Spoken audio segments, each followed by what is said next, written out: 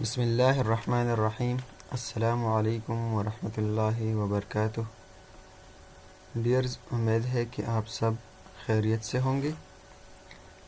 Dears, हमने एक नए सिलसिले का आगाज़ किया है जिसमें हमने BL Agarwal programmed statistics book के जो MCQs है जिसमें सेक्शन C है, यानी मतलब इस बुक के हर एक चैप्टर के 3 सेक्शंस है जिसमें सेक्शन A, सेक्शन B और सेक्शन C's होते हैं। ठीक है, तो हमने सिर्फ सेक्शन C जो है उसको सॉल्व करना है क्योंकि सेक्शन C में MCQs टाइप के क्वेश्चंस आते हैं। ठीक है, अच्छा डियर्स, तो ये है हमारे पास सेक्शन C। तो क्वेश्चन नंबर 1 जो है सेक्शन C के पहले चैप्टर का नाम है स्टैटिस्टिक्स और स्टैटिस्टिक्स इन जनरल। तो इसमें क्वेश्चन नंबर 1 जो है उसमें कहते हैं the statement statistics is both a science and an art was given by Tippett. तो टिपेट नामे स्टैटिस्टिशियन ने ये स्टेटमेंट दिया था कि स्टैटिस्टिक जो है ये हमारे पास साइंस भी है और ये एक आर्ट्स भी है। क्वेश्चन नंबर 2 जो है उसमें कहते हैं who stated that statistics is a branch of applied mathematics which specializes in data। तो ये और ए फिशर का जुमला है। ठीक है, और ए फिशर ने ये जुमला बताया था। ठीक है, क्वेश्चन थर्ड क्या है?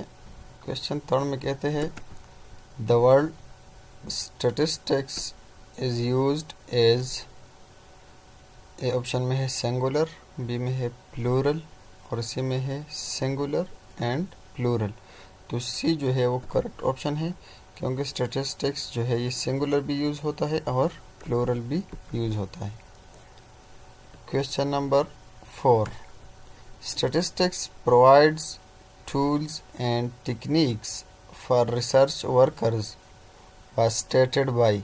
तो ये जुमला AM मोड ऑप्शन सी में जो है AM मोड इन्होंने कहा था।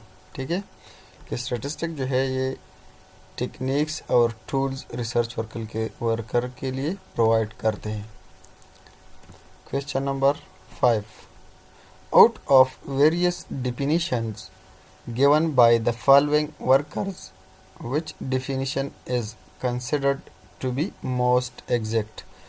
तो वैसे तो बहुत से स्टैटिस्टिशियंस ने स्टैटिस्टिक के बारे में डिफिनीशन बताई है, लेकिन सबसे मोस्ट एग्जैक्ट जो कंसिडर होता है वो है RA फिशर का डिफिनीशन।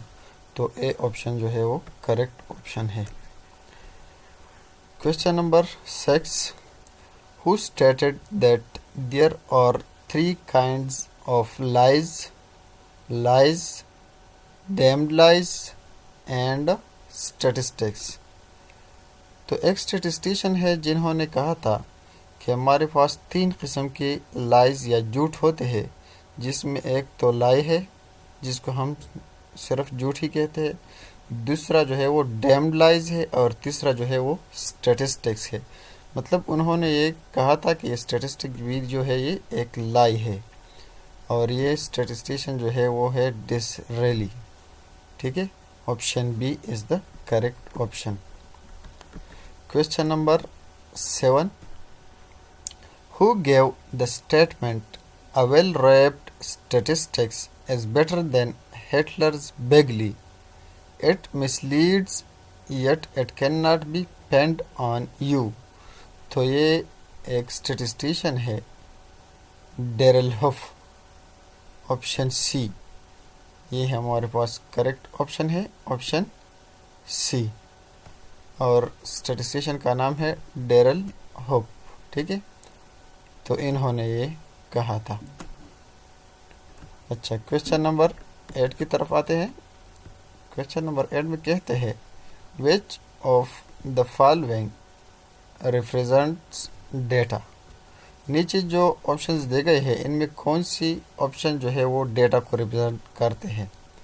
नंबर ए में है a single value, number B में है ओनली 2 वैल्यूज़ और नंबर सी में है अ ग्रुप ऑफ वैल्यूज़। तो सी जो है वो करेक्ट ऑप्शन है क्योंकि डेटा में एक वैल्यू तो नहीं हो सकती और दो वैल्यू तो हो सकती है, लेकिन ये लाजमी नहीं है कि डेटा में सिर्फ और सिर्फ दो वैल्यूज़ हो। तो इसलिए बी भी करेक्ट नहीं है और ऑप्शन सी जो है ये करेक्ट है, क्योंकि इसमें ग्रुप ऑफ वैल्यूज़ है। ठीक है। Question number 9, statistics deals with. तो स्टैटिस्टिक्स कौन से डेटा के साथ डील करते हैं? स्टैटिस्टिक्स जो है ये डील्स करते हैं क्वांटिटेटिव डेटा के साथ। ठीक है। क्वालिटेटिव इंफॉर्मेशन या डेटा के साथ स्टैटिस्टिक्स डील्स नहीं कर सकता, उनको भी क्वांटिटेटिव में कन्वर्ट करना होता है। तो इसलिए क्वांटिटेटिव इंफॉर्मेशन यानी ऑप्शन बी जो है ये करेक्ट ऑप्शन है। अच्छा, क्वेश्चन नंबर 10 में जो राइटिंग है वो सही नहीं दिखाई दे रहा, लेकिन ये है स्टैटिस्टिकल रिजल्ट्स आर, ये लिखा है स्टैटिस्टिकल रिजल्ट्स आर। तो स्टैटिस्टिकल रिजल्ट्स क्या है? चलो जाते हैं। हाँ, ऑप्शन बी करेक्ट है, not absolutely correct. Statistical result जो होते हैं ये एब्सोल्युटली करेक्ट नहीं होते, मतलब इसमें गलतियाँ हो सकती है। ठीक है। Question number 11, if A is the actual value and E is it's estimated value, the absolute error is. अगर आपके पास दो वैल्यूज़ है, एक एक्चुअल वैल्यू है, एक्चुअल वैल्यू वो होती है जो हमने पॉपुलेशन से कैलकुलेट करनी होती है। ठीक है।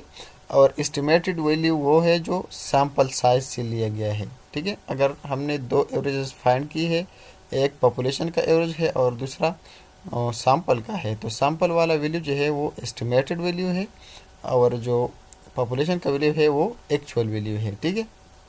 तो इन दोनों के दरमियान जो डिफरेंस है, एब्सोल्यूट एरर है, उसको हम कैसे फाइंड करते हैं?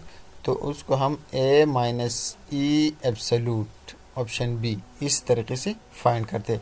इसको कहते हैं एब्सोल्यूट एरर। ठीक है। इसके बाद हमारे पास क्वेश्चन नंबर 12 में है, if A is the actual value and E is its estimated value, the formula for relative error is. तो वो था हमारे पास एब्सोल्यूट एरर, अब है रिलेटिव एरर। तो रिलेटिव एरर में हमारे पास सिर्फ एब्सोल्यूट एरर को एस्टिमेटेड वैल्यू पे डिवाइड करना होता है। ठीक है। A minus E absolute divide by E, that is estimated value. ठीक है। तो एब्सोल्यूट एरर को जब एस्टिमेटेड वैल्यू पे डिवाइड करें तो उससे आता है रिलेटिव एरर।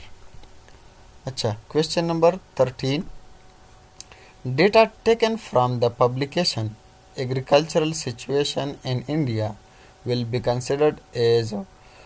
अगर एग्रीकल्चरल सिचुएशन इन इंडिया से जब आपने डेटा लिया है, ठीक है, फ्रॉम पब्लिकेशन, सॉरी, अब अगर आपने एक ऐसे डिपार्टमेंट से डेटा लिया हुआ है जो उन्होंने पहले ये डेटा कलेक्ट किया हो किसी पर्पज़ के लिए, किसी मकसद के लिए उन्होंने इस डेटा को यूज़ किया है स्टेटिस्टिकली, इस पर स्टैटिस्टिकल टूल्स अप्लाई हुई है पहले से, तो उस डेटा को हम सेकेंडरी डेटा कहते हैं। ये तो आप सब जानते होंगे। तो इसलिए ऑप्शन बी जो है वो करेक्ट ऑप्शन है। ठीक है। Question number 14, mailed questionnaire method of inquiry can be adopted if respondents are. तो आप ईमेल करते हो किसी को, ठीक है, क्वेश्चनेयर सेंड करते हो ताकि वो आपको आंसर दे, तो ज़रूरी है रिस्पोंडेंट के लिए कि वो एजुकेटेड हो। अगर वो एजुकेटेड ना हो तो उसको कैसे पता चलेगा आपके क्वेश्चंस के बारे में और वो आपको आंसर कैसे दे सकता है। ठीक है। तो इसलिए हमारे पास सी ऑप्शन जो है वो करेक्ट ऑप्शन है, रिस्पोंडेंट्स आर एजुकेटेड। ठीक है। Question number 15, the statement designing of N appropriate questionnaire itself wins half the battle was given by।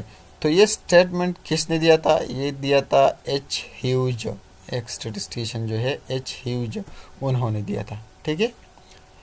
Question number 16, statistical data are collected for. तो जाहिर बात है कि आपने जब डेटा को कलेक्ट करना है तो किसी पर्पज़ के लिए कलेक्ट करना होता है।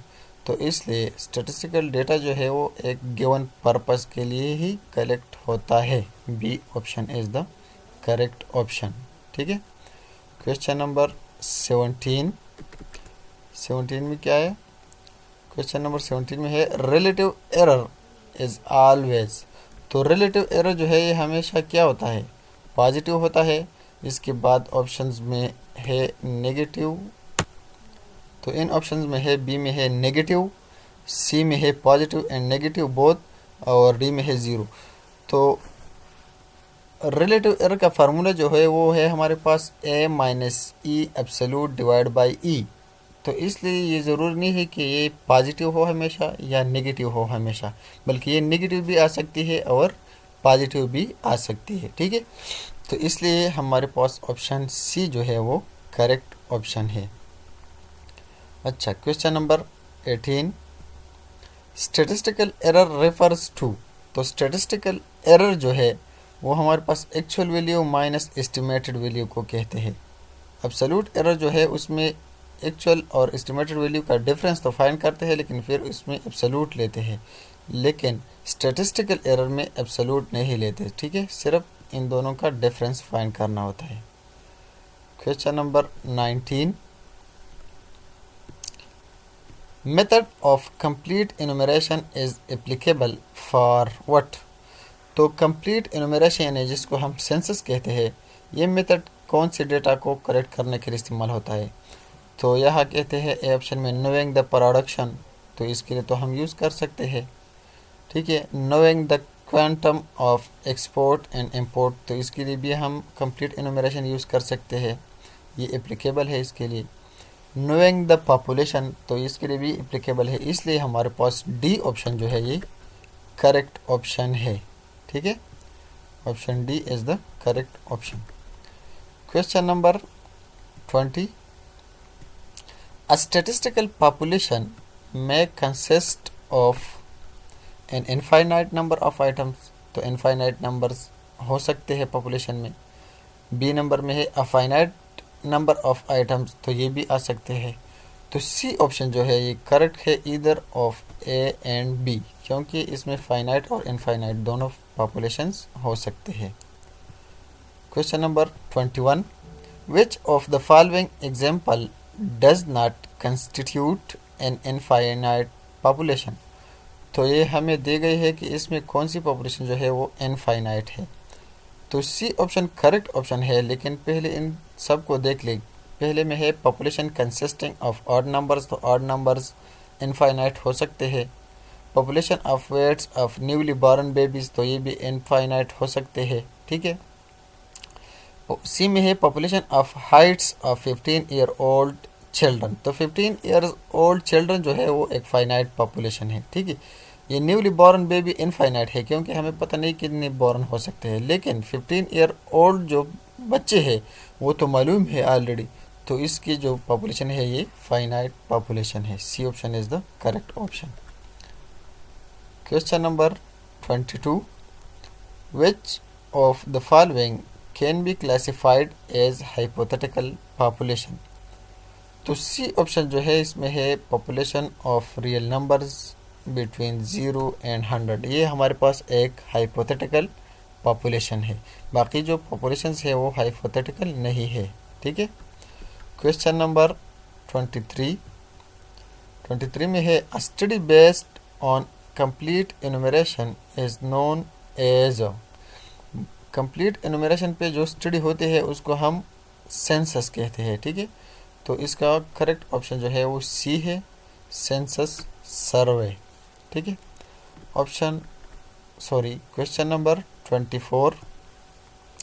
If the actual value of a unit is 415 and it's estimated value is 400, the absolute error is what.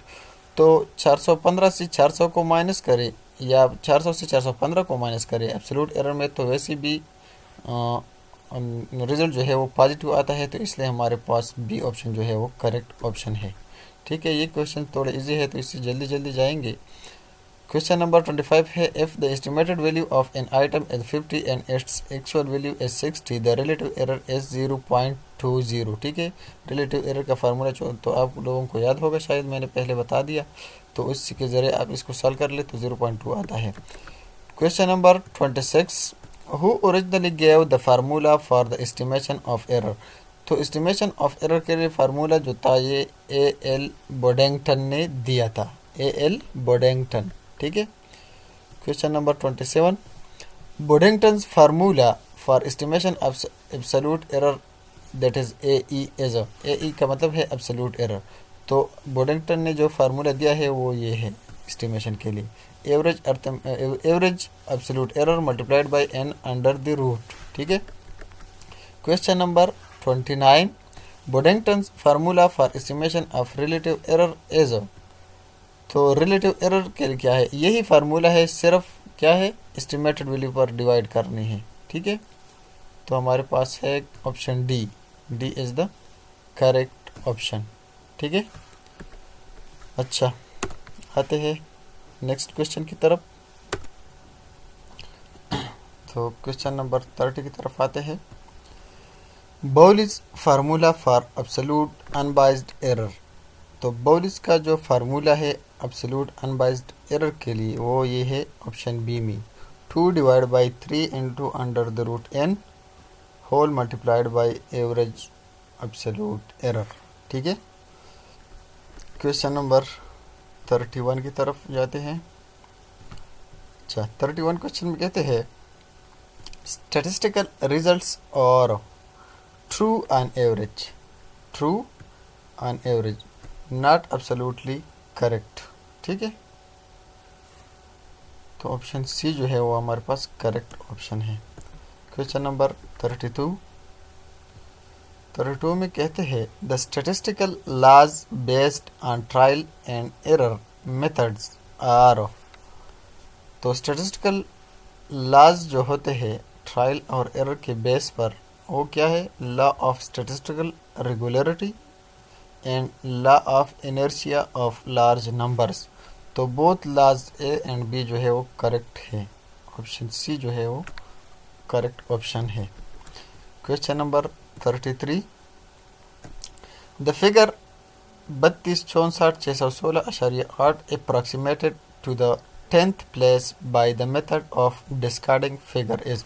10th place का मतलब है कि यहाँ तक 1 तक इसको राउंड ऑफ करना है। ठीक है, सॉरी अप्रॉक्सीमेट करना है, लेकिन डिस्कार्डिंग का मतलब है कि इसको कम करना है, यानी एक के बाद जो हिंस से है उसको 0 से रिप्लेस करना है। तो इससे आता है 610, क्या आता है 610। तो ऑप्शन डी जो है वो करेक्ट ऑप्शन है।